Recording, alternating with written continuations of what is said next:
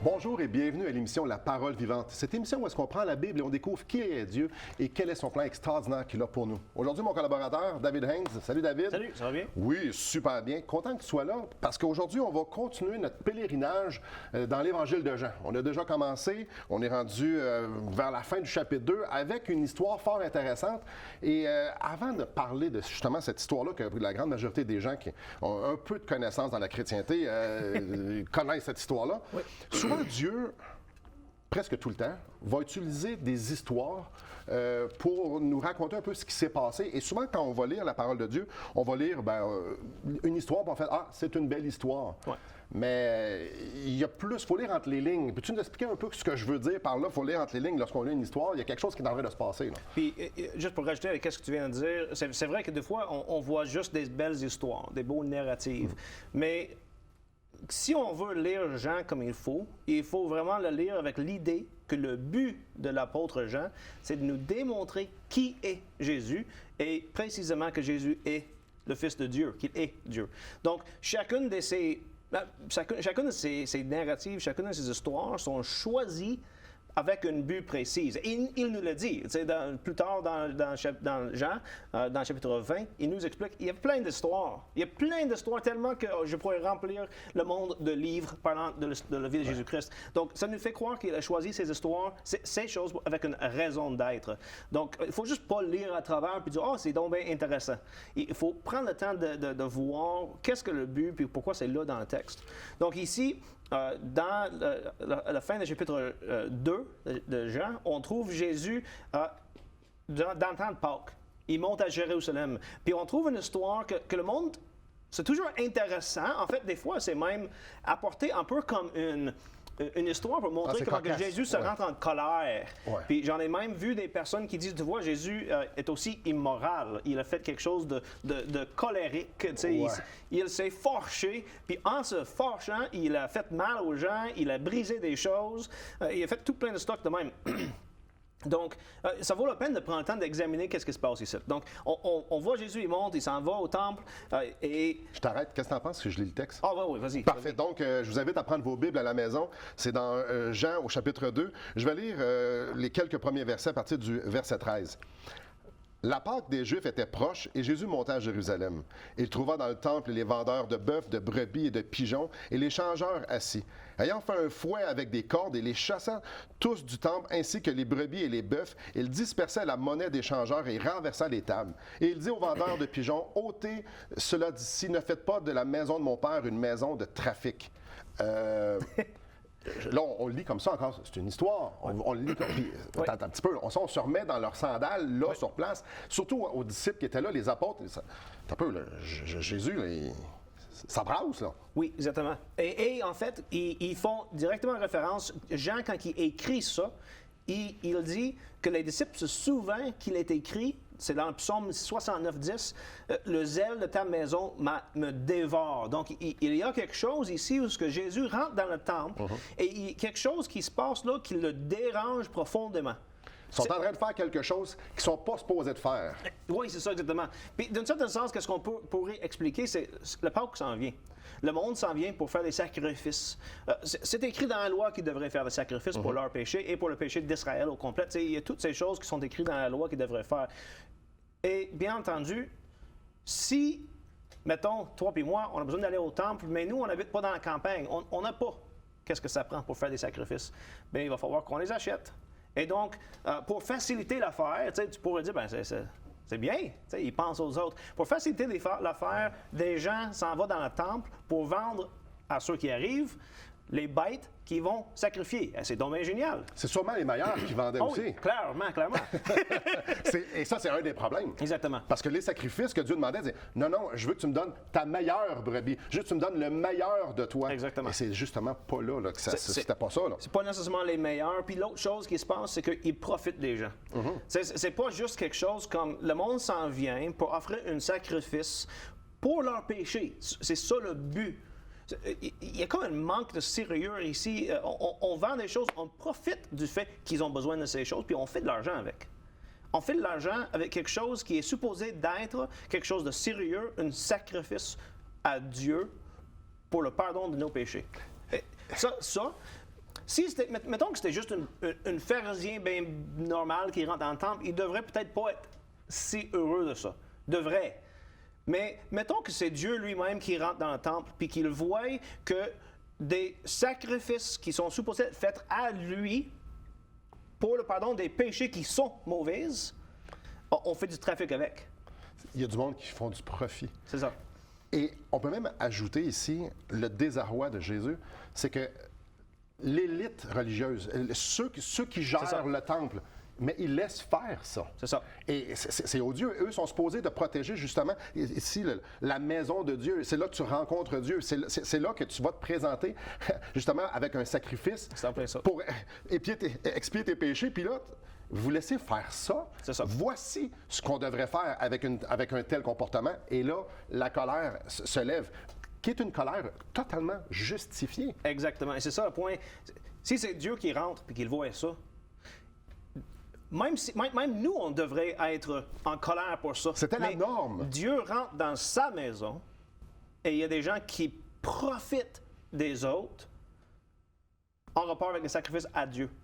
En enlevant toute la signification, ou presque toute la signification et la pureté de ce qu'ils sont en train de faire. Là, tu es supposé d'amener ton troupeau, tu es supposé de donner quelque chose dans le sacrifice. Non, pas pantoute.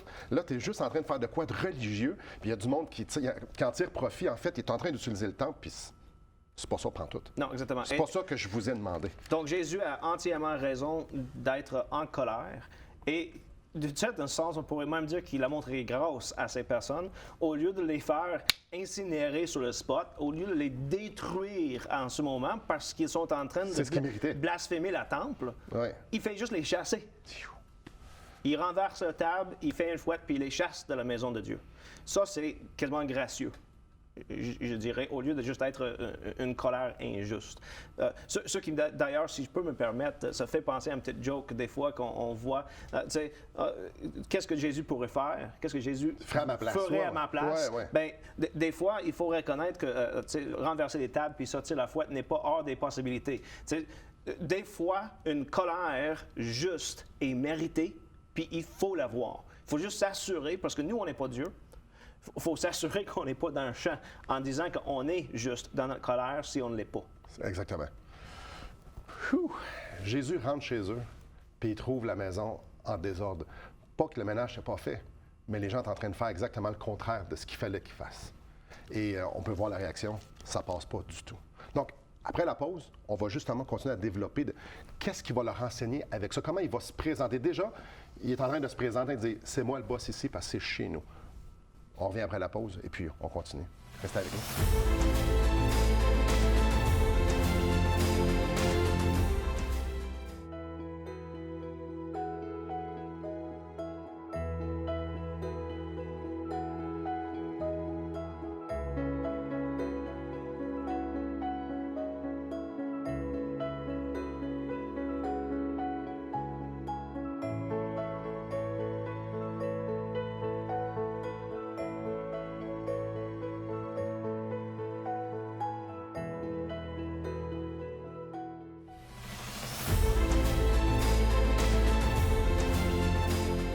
Bonjour à vous. Donc, Jésus rentre dans sa maison. Ils sont en train de faire des choses qu'ils ne sont pas supposés de faire. Il n'y a personne qui les avertit. Il n'y a personne. Il se met en colère, et une colère assez flamboyante, avec fouet. On revient les tables, chasse les animaux, chasse les vendeurs. Ça va pas bien. Et je trouve succulente qu'est-ce que les gens qui sont là lui disent. Au verset 18, les Juifs, prenant la parole, lui dirent « Quel miracle nous montres-tu pour agir de la sorte? » Grosso modo, t'es qui, toi, pour faire ça? Oui, exactement. Puis ce mot miracle, c'est important de faire remarquer que dans la grecque, c'est un mot qui devrait être traduit comme signe. Donne-moi un signe de qui tu es. C'est un peu comme genre, montre-moi ton passeport ou ton permis de conduite. T'as-tu les badges pour faire ça? Exactement. Parce que tu te présentes comme le propriétaire de la maison. Mais là, je te vois devant moi, là, t'es un homme. Puis t'es le fils du charpentier. Exactement, puis on le connaît. C'est tout ça qui rend. Fait que c'est comme, t'es qui, toi? Puis la réponse de Jésus est tellement intéressante, ça fait quasiment rire. T'aurais voulu être là pour voir la réaction des gens quand il dit ça. Sa réaction, c'est « Détruisez ce temple et en 3 jours, je le relèverai. » Ils sont dans le temple. Jésus vient de le détruire dans un certain sens. Tu sais. Il renverse les tables, il renvoie le monde. C'est la folie parce que tu sais, c'est le chaos total.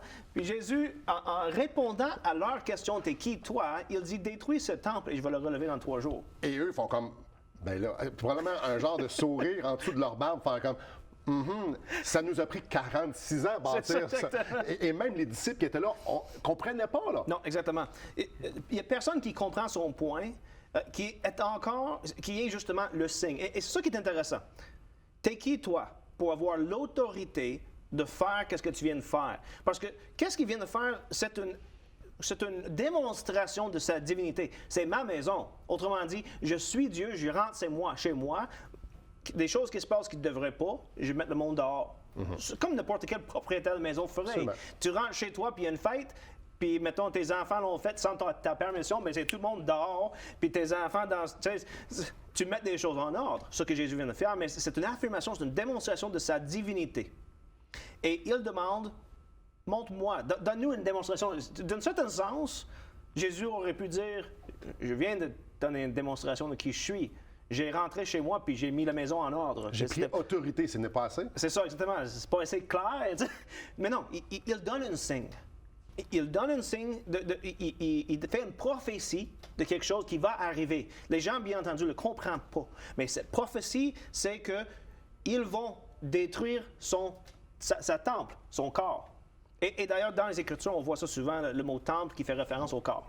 Ça c'est comme, on a le temple qui est, mettons, à Jérusalem, mais on peut aussi parler du temple qui est le corps, le place sacrée de l'individu. Tu ne touches pas à ça. Puis Jésus dit, détruis ce temple. Il est dans le temple. Ils ne comprennent pas qu'il parle de son corps, mais ça, c'est une prophétie de sa mort et résurrection future. Et là, on vient d'ouvrir une boîte que c'est extraordinaire. Jésus, début de son ministère, ils viennent de dire, c'est pas ici que ça se passe, là. Non, c'est ça. Là ici, le temple, vous êtes habitué d'offrir des sacrifices, tout ça. Là, il y a quelque chose d'autre. Moi, propriétaire, on l'a déjà dit plusieurs fois, je vous parle de ce temple-ci. Là, il est en train de dire que le plan de Dieu, c'est qu'il meurt. C'est ça. Dans la compréhension de bien des gens, c'est les Romains qui l'ont tué parce que les Juifs l'ont fait crucifier parce qu'ils ne l'aimaient pas, parce qu'il dérangeait. Mais ici, ce qu'il est en train de dire, là, c'est avant même que les Juifs l'haïssent, parce que ça va commencer bientôt, là, c'était déjà prévu qu'il meure. Oui, exactement. C'était dans le plan de Dieu. Même on pourrait dire, puis en fait, on peut le dire parce que c'est dans les Écritures, que Jésus est venu pour mourir. C'était le but de sa vie. Je vais juste citer ici un passage dans Acte 2. Alors que Jésus il est mort, il est ressuscité, exalté dans les cieux, Pierre est en train de prêcher à la Pentecôte ici. Et puis, voici ce qu'il leur dit. Cet homme, en parlant de Jésus, livré selon le dessein arrêté, donc selon la décision déterminée, décrétée de Dieu, et la prescience de Dieu. Vous l'avez crucifié, vous l'avez fait mourir par la main des impies. Donc, il dit, oui, vous l'avez fait. C'est entre vos mains que ça a été fait. C'est vous qui avez pris la décision, mais ça avait été décidé avant même la fondation du monde. Ce que je peux me permettre, une petite parenthèse, juste pour relever le point, je ne pense pas qu'on a le temps d'embarquer dedans, mais ça vaut la peine que ce soit mentionné. C'est que qu'est-ce qu'on voit dans cette verset-là, dans ces versets, c'est 2 choses. Les hommes ont fait quelque chose et Dieu les tient redevables ou responsables pour ce qu'ils ont fait. Ils ont crucifié leur Messie. Ouais. Mais c'était aussi planifié de Dieu avant même que Jésus soit né. C'était une action à la fois divine et humaine. Des fois, on a l'impression qu'on agit dans notre libre volonté et il ne faut pas nier la libre volonté. Tous les réformateurs l'affirment, mais il ne faut pas penser que notre action est entièrement indépendante de Dieu. On agit de manière libre parce que Dieu nous fait agir de manière libre. Ferme de parenthèse parce que sinon on va embarquer dans des eaux assez profondes. En fait, ferme-la pas tout de suite. Ferme-la pas tout de suite. J'aime cette parenthèse-là. C'est bon? Les hommes rentrent dans ce que Dieu veut qu'il arrive. Ouais. Et dans le jardin, pas de Gethsémani, dans le jardin d'Éden, il est arrivé exactement ce que Dieu avait prévu. Jésus n'est pas le plan B, parce que c'est important de bien comprendre ça. Jésus, c'était pas le plan B. Non, Jésus, c'était pas comme, oh non, là, les hommes ont péché finalement. Ils en ont pris du fruit de l'arbre, puis là, sont morts dans leur péché, ils ont besoin d'être réconciliés avec nous autres. OK, il faut faire quelque chose. Non. Non. Le but premier, alors qu'ils sont dans la Trinité, dans l'éternité passée, le but, c'était de glorifier Jésus-Christ. Dieu, au travers de Jésus-Christ, par la puissance du Saint-Esprit, ça a toujours été ça. Oui, exactement. Et la chute de l'homme rentre dans ce plan-là. C'est ça, Donc, exactement. Jésus-Christ, quand ici, il dit ce temple-là, il est en train de parler du plan qu'ils ont concocté ça, les trois, on imagine ça, là, les trois ensemble. La Oui. Trinité, Dieu tout seul, ensemble, dans l'éternité passée. Et c'est ce qui est intéressant, puis il y a une ligne fine qu'il faut dire, bien, moi, j'ai la responsabilité, parce qu'ici, Pierre leur dit, c'est vous autres qui l'avez crucifié, vous êtes condamnables. Donc, moi, j'ai ma responsabilité, mais je ne suis pas un pantin que Dieu fait faire ce qu'il veut, C'est ça. mais non plus, je ne suis pas Dieu, que je fais ce que je veux indépendant de Dieu. Exactement. Calvin et Augustin, puis plein d'autres, en fait, à travers l'histoire de l'Église, ils ont toujours affirmé que l'homme ne peut pas librement faire le bien qui est nécessaire pour son salut, mais il court librement vers le mal. Mais quand ils affirment ça, ils ne sont pas non plus en train d'affirmer que Dieu n'a rien à faire là-dedans, que Dieu a comme les mains libres puis il ne fait rien. Au contraire, Dieu est souverain à travers tout. Peu importe qu'est-ce qui se passe. Puis c'est ça que Actes nous démontre dans ces versets-là. Et on voit le même exemple d'ailleurs avec l'histoire de Joseph puis ses frères. Ce que nous, mettons, ses frères, on a voulu pour le mal, Dieu a voulu pour le bien. Dieu a fait que ça arrive. Mais dans son plan plus large, des fois, on regarde très proche puis on voit ça comme mal, mais Dieu, dans son plan, l'a fait arriver pour le bien du peuple. Et c'est la même idée ici avec Jésus-Christ. Dieu a fait que Christ meure pour le bien de tout le monde. Et ceux qui l'ont tué sont tenus responsables parce qu'ils l'ont fait. Et ce qui est extraordinaire là-dedans, lorsqu'on comprend bien ça, si les gens à la maison, c'est la première fois qu'ils entendent ça, ça peut être un peu mélangeant. Mais un des points capitaux qui va en résulter, c'est Jésus est là pour moi ou Jésus est venu pour m'emmener à lui. Donc, je suis là pour lui. Ça fait une grosse différence. Donc, est-ce que Jésus, c'est mon serviteur dans le sens que je faisais donc pitié, fait qu'il est venu m'aider, ou Dieu voulait se glorifier au travers de moi. Donc, Jésus est venu pour que je puisse, et il m'a aiguillonné pour que je puisse comprendre. C'est peut-être beaucoup pour quelques minutes. Mais je vous invite, après la pause, parce qu'on va continuer et ça va devenir encore de plus en plus clair et surtout encore de plus en plus beau. Donc, restez avec nous. Depuis maintenant 15 ans, nous avons l'immense privilège d'annoncer la bonne nouvelle de Jésus-Christ. Par la grâce de Dieu, nous avons fait plus de 500 émissions, distribué gratuitement des milliers de livres et que dire des centaines de personnes qui ont répondu par la foi à l'appel de Jésus. Aujourd'hui, nous aimerions inviter ceux qui ont reçu cette bonne nouvelle à faire équipe avec nous. Aimeriez-vous avoir un impact dans la francophonie pour l'Évangile? Joignez notre équipe en participant financièrement à la production de l'émission et en nous permettant de continuer à offrir de la littérature gratuitement à ceux qui sont ouverts à l'Évangile. Contactez-nous. Il nous fera plaisir de vous partager comment vos prières et vos dons peuvent faire la différence.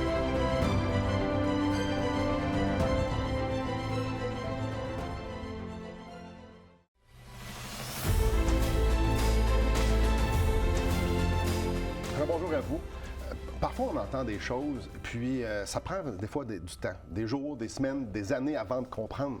Puis peut-être là, vous venez d'entendre des choses que c'est comme, oh, attends un peu, tout ça, c'est normal. Mais moi aussi, des fois, j'entends des choses ou je lis des choses que c'est plus tard que je fais des liens. Et c'est exactement ici ce qui s'est passé. Laissez-moi vous lire au verset 22. C'est pourquoi, lorsqu'il fut ressuscité des morts, ses disciples se souvinrent qu'il avait dit cela et qu'ils crurent à l'Écriture et à la parole que Jésus avait dite. La lumière s'est allumée dans leur tête, dans leur cœur, plus tard, en fait. Ah, c'est ça qu'il voulait dire. Dans cet événement-là, on ne l'appellera plus une histoire. Dans cet événement-là, Jésus est en train de se présenter comme Dieu. Ils l'ont compris quand il était ressuscité. Parce qu'il y a un lien majeur ici. Puis regardez bien, on va la finir, l'histoire, je vous le lis. Mais Jésus ne se fiait point à eux parce qu'il les connaissait tous. Ah, excusez-moi, il faut que je lise le verset 23. Pendant que Jésus était à Jérusalem, à la fête de Pâques, plusieurs crurent en son nom, voyant les miracles ou les signes qu'il faisait. Mais Jésus ne se fiait point à eux, parce qu'il les connaissait tous, et parce qu'il n'avait point besoin qu'on lui rende témoignage d'aucun homme, car il savait lui-même ce qui était dans l'homme. Là, Jean, qui a écrit ça, lui, 85-90, après Jésus-Christ, là, il fait comme... Jésus nous s'est présenté, la fois au temple, là, il s'est présenté. Donc, lui, il nous laissait en disant, non, il s'est présenté comme Dieu, c'était sa maison, il parlait de son corps, qui s'était prévu depuis toute éternité, puis qu'il n'y avait pas besoin que quelqu'un lui rende témoignage d'être Dieu, parce que Dieu, il sait qu'il est Dieu. Exactement. Et on voit ici vraiment, on pourrait parler de l'omniscience de Jésus-Christ. Le fait que c'est autre chose. En tant que Dieu, il connaissait toutes choses. Il connaissait autant le cœur des autres que son propre identité. Il sait tout. Il n'est pas surpris par rien. Et ce qui est intéressant, c'est que ça s'est mis en comparaison avec les apôtres, où ils sont là, ils voient tout ce qui se passe, ils entendent ces paroles-là. Eux ne comprennent pas. Comme les pharisiens. Il n'y a personne qui comprend. Tu peux juste quasiment voir le monde qui sont comme, hein? On passe à d'autres choses. J'ai rien compris. Puis, comme tu as dit, plus tard, ça revient en tête après la résurrection. Et c'est ça qui je pense que ça vaut la peine de juste prendre 2 secondes pour faire remarquer ce point-là. Des fois, on lit les évangiles ou les actes des apôtres, puis on voit les apôtres comme étant ce sont des croyants. T'sais. Ils croyaient dès le départ. Ils ont suivi Jésus-Christ partout. Ils étaient des premiers croyants. Et c'est vrai, ils étaient des premiers croyants d'un certain sens. Mais pas sans avoir déjà été sceptiques. Voilà. Ils étaient des premiers croyants, mais c'était des croyants qui étaient un peu lents. Même après la résurrection de Jésus-Christ, ils n'étaient pas les premiers à sauter pour dire « Wouhou, Jésus est Dieu! » Non. Les femmes reviennent du tombeau qui est vide, puis racontent qu'est-ce qui se passe. Puis la première réaction des apôtres n'est pas « Wow, Jésus était ressuscité, il est Dieu! » La première réaction, c'est comme « Voyons donc comment on va croire des femmes. » Ils partent pour aller voir le tombeau pour s'assurer que c'est parce qu'ils étaient sceptiques. Exactement. Ouais. Puis quand ils arrivent là, leur première pensée n'est pas « Ah, Jésus est ressuscité, donc il est Dieu. » La première réaction, c'est « Quelqu'un a volé le corps. » Ils l'ont mis où? Tu sais, fait qu'aujourd'hui, quand des gens regardent les histoires dans les évangiles, puis ils disent « Ben non, il doit y avoir d'autres explications que le fait qu'il est Dieu. » Ben, tu sais quoi, les apôtres ont déjà pensé à ça. Ouais. C'était les premiers qui ont pensé à ça. Ils étaient les premiers sceptiques. Tellement que lorsque Jésus est apparu avec eux dans leur chambre, en passant littéralement à travers le mur, leur première réaction n'était même pas « Ah, il est ressuscité! » Malgré tout ce qui s'est passé, c'était une fantôme. Un fantôme. Fait que Jésus est obligé de leur donner des preuves qu'il est en fait vivant, ressuscité des morts. C'est des premiers sceptiques. Ils n'ont pas compris jusqu'à après la résurrection de Jésus-Christ, comme tout le reste du monde. Et Jean nous laisse cette histoire-là parce qu'il y a justement des sceptiques aujourd'hui. Exactement. Et aujourd'hui, on a cette histoire-là de Jean qui, lui, il l'a vécu. C'est ça. Il était là. Et lui, il sait, non, pas un petit peu là. Jésus est réellement qui dit qu'il est. Exactement. Jésus est réellement le maître à bord. C'est lui le maître du temple, son temple et le temple où ce que Dieu se fait tabernacler, qui se présente, qui vient habiter parmi nous, c'était réellement son corps. Et on l'a réellement détruit. Et le 3e jour, on l'a réellement. Puis il n'y avait réellement pas besoin que personne lui dise c'est lui Dieu. Non, je vous le dis, c'est ça. Il l'a fait aussi dans 1 Jean, verset 1 à 4. Il dit un peu de chose. Nous, on a marché avec Dieu. Et ces gens-là, ils transpirent de sa volonté, de sa passion de dire je veux vous présenter le Jésus que moi je connais. Ce Jésus-là qui est venu pour me sauver, pour que je puisse être inclus en lui puis le glorifier pour le restant de ma vie. La vie éternelle. Il est venu me donner la vie éternelle, me pardonner de mes péchés. Et c'est là qu'il veut nous emmener. Donc, peut-être que vous êtes sceptique à la maison. Peut-être que vous êtes justement comme ouais, c'est des histoires, ça, puis ça. Jean vous comprend. Et cette histoire-là, c'est justement pour parler à vous. À vous qui vous posez des questions. Il dit, moi, je l'ai vu. Moi, j'ai été sceptique. Puis Jésus est réellement qui dit d'être. Puis oui, il est réellement ressuscité. Il est réellement pardonné mes péchés. Il est réellement mort pour moi et j'ai réellement la vie. Et ça, c'est quelque chose qui offre à tout le monde. C'est de pouvoir réaliser ça, de pouvoir mettre sa foi là-dedans, de dire, OK, Jésus, c'est Dieu. Ça, c'est un solide rocher, c'est un rempart. Je peux m'appuyer là-dessus parce que c'est ça, la foi. Je n'ai pas besoin de religion, je n'ai pas besoin d'avoir une justice propre. J'ai juste besoin de me faire pardonner de mes péchés et de croire que Jésus-Christ a tout fait pour me donner la vie. Je me pose la question, avant d'aller à la pause, vous, avez-vous pris cette décision-là? De dire, Seigneur, tu es ma seule solution. Je reconnais que tu es Dieu et puis je reconnais que tu es venu me sauver. Je reconnais que tu es venu mourir pour mes péchés. C'est la question la plus grande que vous allez vous poser dans votre vie parce qu'elle a un impact éternel. Si Jésus est qui est, alors ce qu'il est venu faire vaut la peine d'être réfléchi. Est-ce que moi, je mets ma foi là-dedans ou non? Prenez la pause pour y penser et après la pause, justement, on en reparle. Salut.